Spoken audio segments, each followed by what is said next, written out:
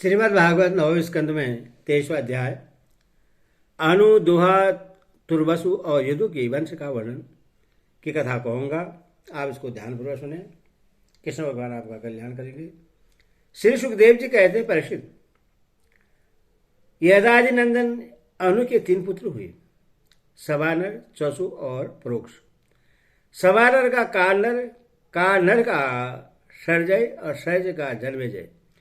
जन्मेजय का महाशील का पुत्र हुआ महामना। महामना के 2 पुत्र हुए, उसीनर एवं तितिक्षु। उसी नर के 4 पुत्र थे, शिवी, वन, शमी और दक्ष। शिवी के 4 पुत्र हुए, वृषाधर, सुवीर, मर्द और केकई। उसी नर के भाई तितिक्षु के रूसद्रथ की हेम के सुतवा और सुतवा के बलि नामक पुत्र हुआ। राजा बलि की पत्नी के गर्भ से दीर्घतमा मुनि ने 6 पुत्र उत्पन्न किए, अंग, वंग, कलिंग, सुहा, पुंड और अंध्र। इन लोगों ने अपने अपने नाम से पूर्व दिशा में 6 देश बसाए। अंग का पुत्र हुआ खनपान का दिविरथ का धर्मरथ और धर्मरथ का चित्ररथ। यह चित्ररथ ही रोमपाद के नाम से प्रसिद्ध था। इसके मित्र थे अयोध्याधिपति महाराज दशरथ। रोमपाद को कोई संतान न थी, इसीलिए दशरथ ने उन्हें अपनी शांता नाम की कन्या गोद दे दी। शांता का विवाह ऋषि भृगा मुनि से हुआ। ऋषि भृग विभांडक ऋषि के द्वारा हिरणी के गर्भ से उत्पन्न हुए थे।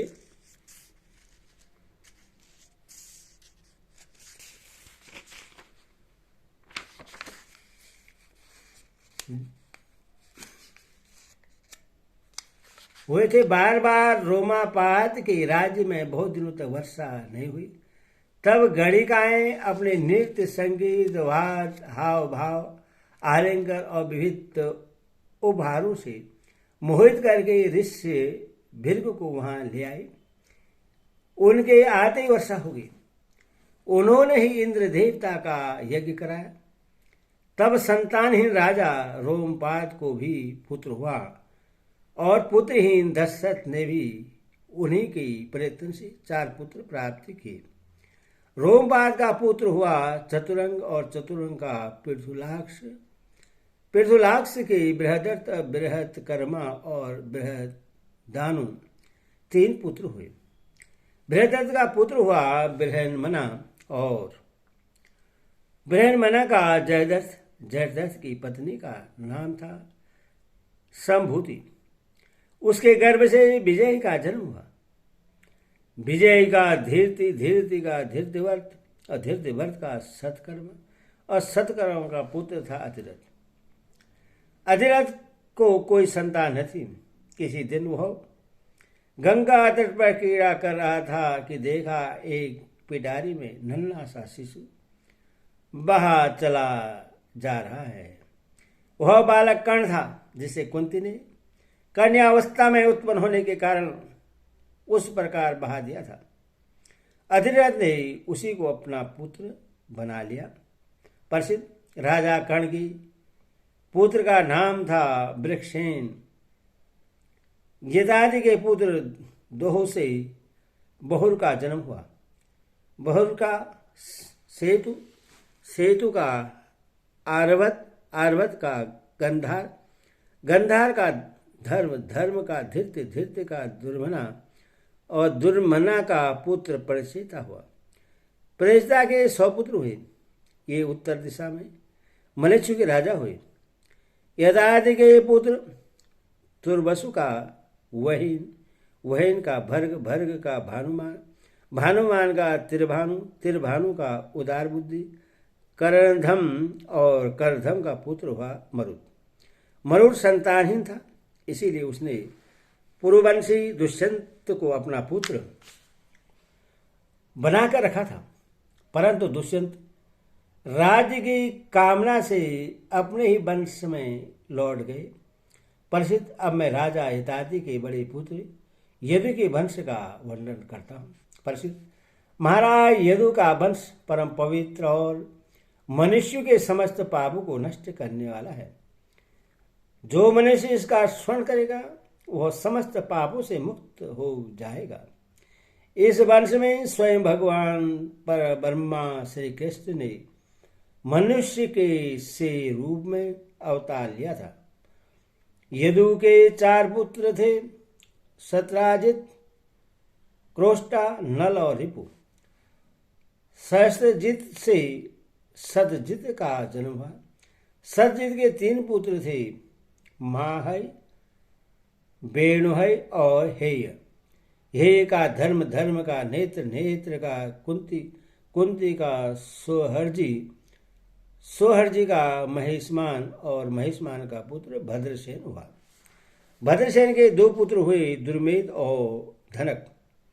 धनक के 4 पुत्र हुए, कीर्तिवीर, कीर्तिगानी, कीर्तिवर्मा और कीर्तोज। कीर्तिवीर का पुत्र अर्जुन था। वह 7 द्वीप का एक सत सम्राट था।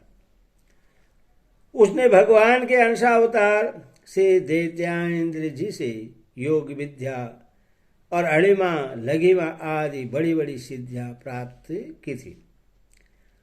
इसमें संदेह नहीं कि संसार का कोई भी सम्राट यज्ञ, दान, तपस्या, योग, शास्त्र, ज्ञान, पराक्रम और विजय आदि गुणों में कीर्तिवीर अर्जुन की बराबरी नहीं कर सकेगा।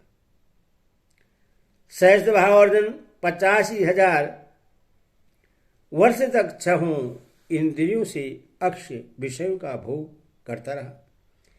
इस बीच में न तो उसके शरीर का बल ही क्षीण हुआ और न तो कभी उसने यही स्मरण किया कि मेरे धन का नाश हो जाएगा। उसके धन के नाश की तो बात ही क्या है, उसका ऐसा प्रभाव था कि उसके स्मरण से दूसरों का खोया हुआ धन भी मिल जाता था। उसके हजारों पुत्रों में से केवल 5 ही जीवित रहे। शेष सब परशुराम जी की क्रोधाग्नि में भस्म हो गए। बचे हुए पुत्र के नाम थे जयध्वज, सूरसेन, वृक्षरथ, मधु, उर्जित। जयध्वज के पुत्र का नाम था तालजंग। तालजंग के 100 पुत्र हुए। वे तालजंग नामक क्षेत्रीय कहलाए। महर्षि और की शक्ति से राजा सगर ने उनका संहार कर डाला। उन 100 पुत्रों में सबसे बड़ा था वितिहोत्र। वितिहोत्र का पुत्र मधु हुआ। मधु के 100 पुत्र थे। उनमें सबसे बड़ा था वृष्टि। परिचित, इन्हीं मधु, वृष्टि और यदु के कारण यह वंश माधव, वाष्णेय और यादव के नाम से प्रसिद्ध हुआ। यदुनंदन क्रोष्टु के पुत्र का नाम था बिरजिनवान। बिरजिनवान का पुत्र सोहाई, सोहाई का रुशेकु, रुशेकु का चित्ररथ और चित्ररथ के पुत्र का नाम था सस्यबिंदु। वह परम योगी, महान भोगेश्वरी संपन्न और अत्यंत पराक्रमी था। वह 14 रत्नों का स्वामी, चक्रवर्ती और युद्ध में अजय था। परम यशस्वी सस्यबिंदु की 10,000 पत्नियां थी। उनमें से एक एक के लाख लाख संतानें हुई थी। इस प्रकार उसके 100 करोड़ 1 अरब संतानें उत्पन्न हुई। उनमें पृथुसर्वा आदि 6 पुत्र प्रधान थे। पृथुसर्वा के पुत्र का नाम था धर्म। धर्म का पुत्र उष्णा हुआ। उसने 100 अश्वमेध यज्ञ किए थे। उष्णा का पुत्र हुआ रोचक। रोचक के 5 पुत्र हुए। उनके नाम सुनो: पुरोजित, रूकम, रुकमेशु, पृथु और जयामक। जयामक की पत्नी का नाम था सेबिया। जयामघ के बहुत दिनों तक कोई संतान न हुई, परंतु उसने अपनी पत्नी के भय से दूसरा विवाह नहीं किया।